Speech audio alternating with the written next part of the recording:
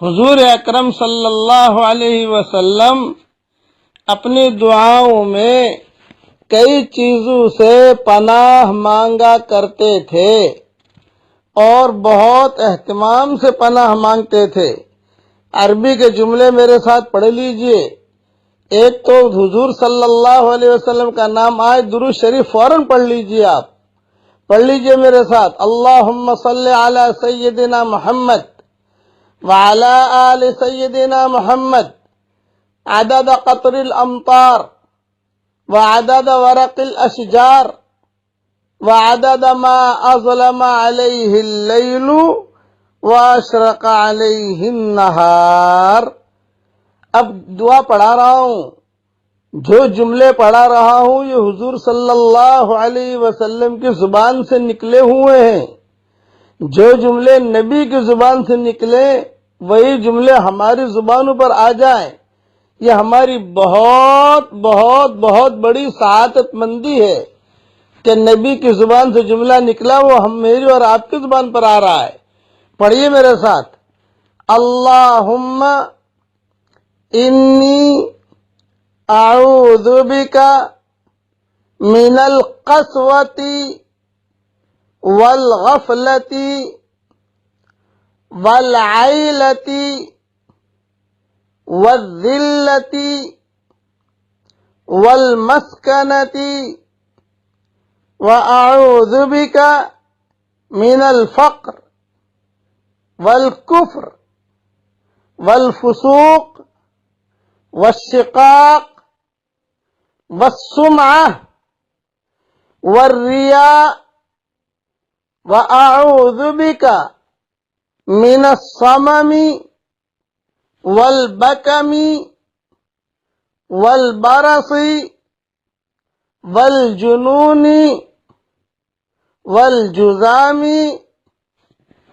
وسيء الأسقام۔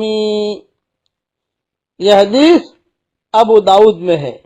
اگر کوئی اس حدیث کا پڑھنے کا، یہ دعائیں پڑھنے کا اہتمام کر لے، روزانہ ایک مرتبہ پڑھ لے، یہ میں نے میری کتاب اللہ کی پناہ میں بھی لکھی ہے، صفحہ نمبر 25 دعا نمبر 42، یہ خطرناک روحانی اور جسمانی بیماریوں سے بچنے کا 90 نسخہ ہے۔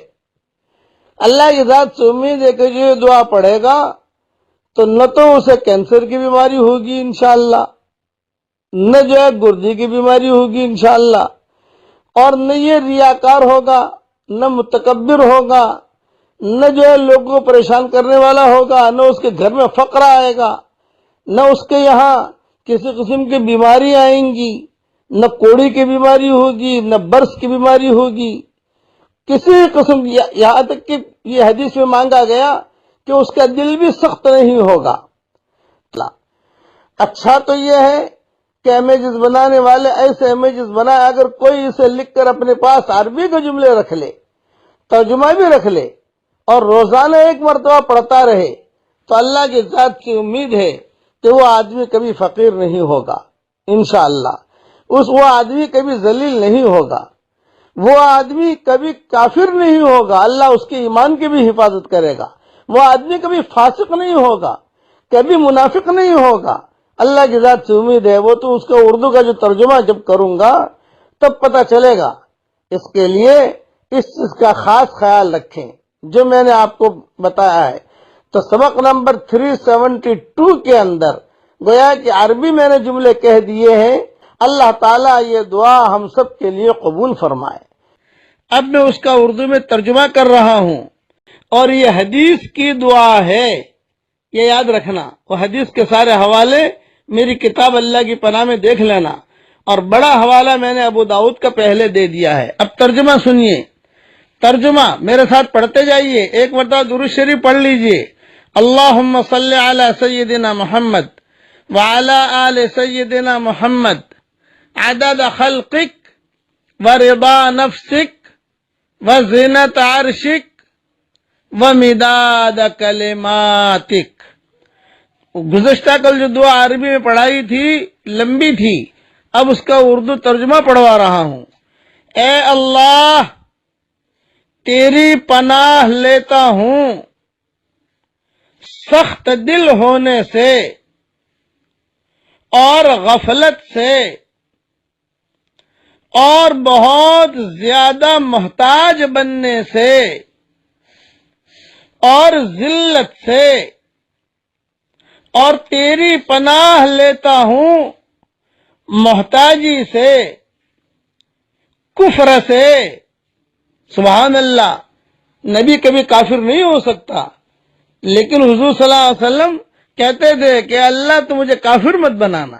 کتنی بڑی چیز ہے۔ ابراہیم علیہ السلام کہتے تھے کہ اللہ مجھے اور میرے بیٹے کو اسماعیل کو تو بتوں کی پوجا پاٹ سے محفوظ رکھنا۔ کتنی بڑی چیز ہے۔ آدمی کو ہر وقت اللہ تعالیٰ سے ڈرتے رہنا چاہیے۔ اس کے لیے حضور صلی اللہ علیہ وسلم اپنی دعاؤں میں دعا مانگتے تھے کہ تیری پناہ لیتا ہوں محتاجی سے، کفر سے، نافرمانی سے، اور ہٹ دھرمی سے، ضدی بننے سے۔ حضور صلی اللہ علیہ وسلم پناہ مانگتے تھے۔ بعض مرد ضدی ہوتے ہیں، بعض عورتیں ضدی ہوتی ہیں، اور وہ اس ضد کی وجہ سے گھر اجڑ جاتے ہیں، انا کی وجہ سے، ناک میری نیچی نہ ہو۔